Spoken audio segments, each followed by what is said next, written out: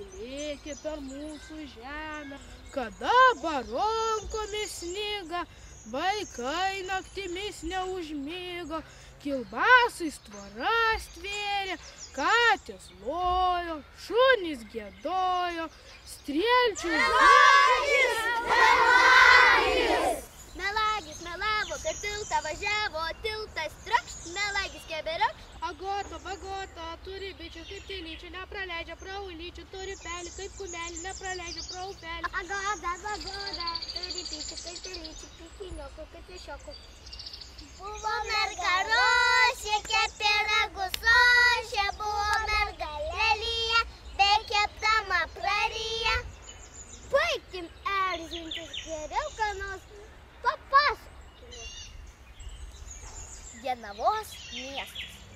Anot senų žmonių pasakojimą, senais čėsais, toj vietai, kur dabar ir Jonava augi miškai.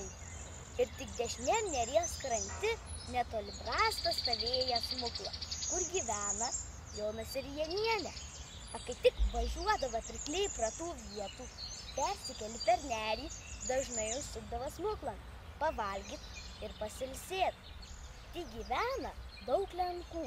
Taip arkliai, sukdami smuklan, viens kitam sakydavo: Zaėdzin Dujanovui.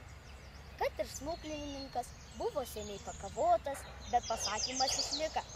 Anatai ir atsirado Jonavos miesto pavadinimas. Šavo tėvas kėkštų, Šavo tėvas